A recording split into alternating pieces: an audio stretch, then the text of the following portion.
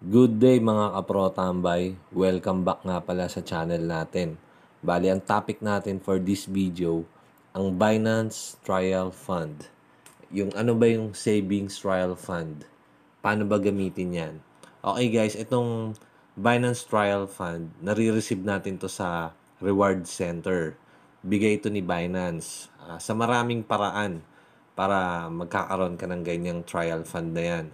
Mostly, kung ikaw ay new beginner, new sign up, new registered, may encounter mo na papadalan ka rin ni Binance ng trial fund. Ngayon, nakuha ko tong AIN kasi last week. Nagkaroon sila ng parang question and answers. Sumagot ako din. Ito yung pinaka-reward sa akin. Dahil sumali ako dun sa activity nila. Okay, ano bang meron dito? Binigyan niya ako ng 1,000 BUSD savings trial fund. Kumbaga sa peso, halagang 50,000 pesos to. Pero hindi mo to pwedeng i-withdraw, no? Hindi, kasi trial fund lang naman to eh. Magagamit natin to sa earn, dun sa tinatawag na savings, sa staking. I-stake natin siya. Dun lang siya parang ipapatest lang niya sa'yo.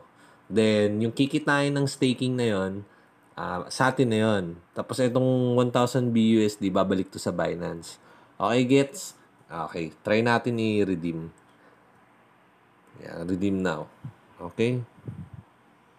Go to saving page. Yan, click natin. Ngayon, nandito na nga tayo sa saving page ng Binance. Dito makikita natin yung... Okay, mamaya na natin. X muna natin yan. Dito makikita natin yung flexible savings tsaka yung lock savings. Yan. Dito sa flexible savings, ang ibig sabihin ng flexible, pag nag-stake tayo dito ng halimbawa, nag-stake tayo ng BTC. Pag nag-stake tayo, anytime, pwede natin siyang withdrawin.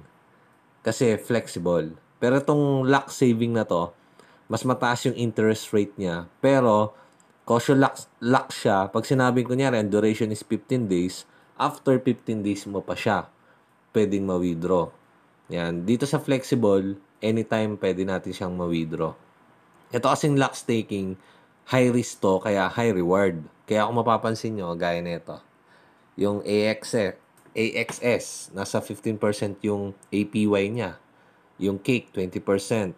O, diba? Ang taas ng interest rate. Pero dito sa flexible, kasi anytime pwede natin siyang withdrawin, mababa lang yung interest rate na binibigay niya.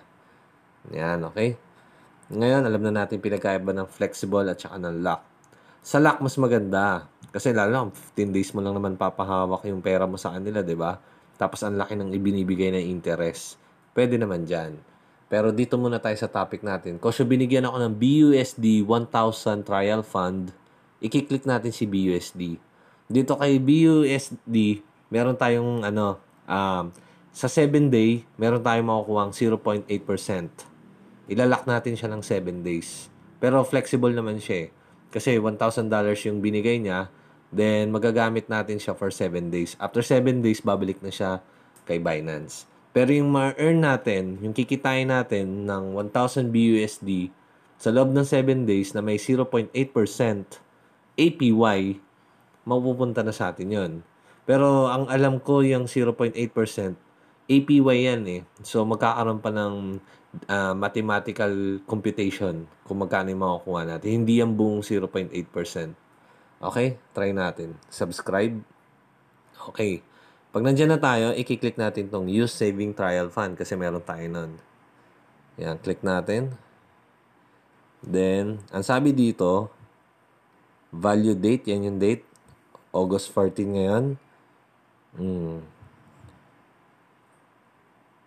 Tama. Flexible interest per thousand, 0.02. Etong 0.02 na to, ito yung interest rate daily. Yan na yan, calculated na yan, 0.02 daily.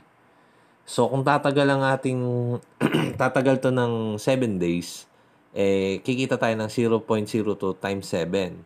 Pero to nabasa ko kasi, nakasulat, acquiring period 30 days. Pero mostly, 7 days lang to natin gagamitin. Okay, click natin to. Yan. I have agreed and confirm. Okay. Yan. Check natin. Confirm na. Tingnan natin history. Walang nag-pop up, no? Bali, check natin dito sa ano. Click natin tong ano. Makikita natin yan. Click natin tong profile. Punta tayo sa wallet. Then, punta tayo sa overview. Yan, check natin. Siya nga pala, no? Ito, pag nagkaroon kayo ng trial fund, yung savings trial fund, ma-redeem lang natin siya through website, through desktop. Kasi Kosyo phone yung gamit ko, sa website ako pumasok. Yan, click natin itong earn. Yan, check natin no, kung okay na siya. Then, click natin itong yan, DeFi. Pero wala yun sa DeFi. Wala. Walang confirmation. Savings. Flexible. Ito na. Flexible savings. Auto transfer. Hindi. Wala. Check natin, no. History. Click natin history. Dapat magre-reflect na yan. Check natin. Okay. Andito na. Yan, lumabas na. Okay. Meron tayong sa flexible.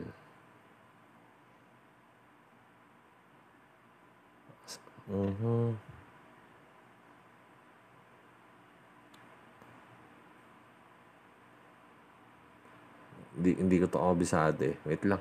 Pause nga natin. Okay, balik tayo. Nandito na tayo sa apps. Bali, nag-reflect na siya, no? BUSD, ito na. Yan yung amount, 1,000 sa 7-day APY. Meron tayong 0.8%. APY yan, pero ang talagang interest yan is 0.02 times 7.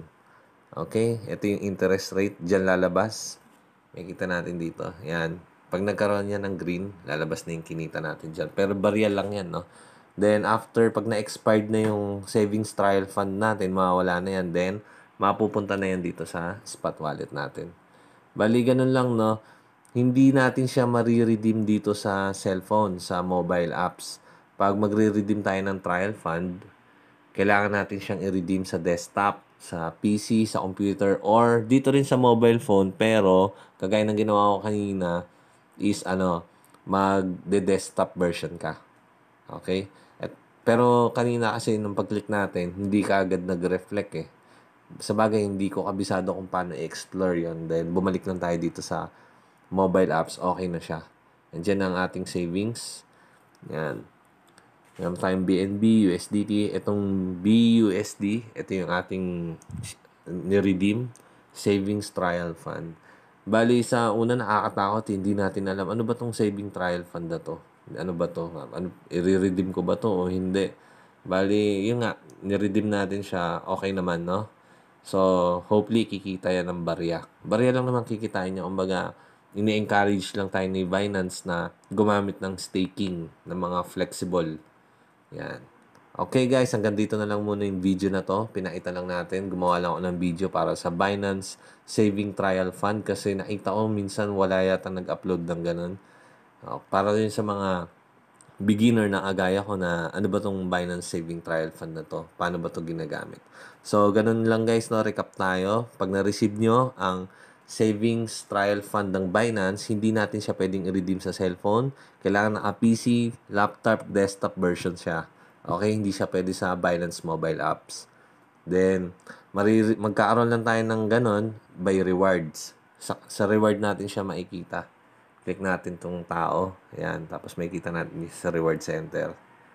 Dito sa reward center, may pinapadala si Binance sa akin na voucher. USDT 200 USDT sa ano naman yun? Parang magbabaro ka.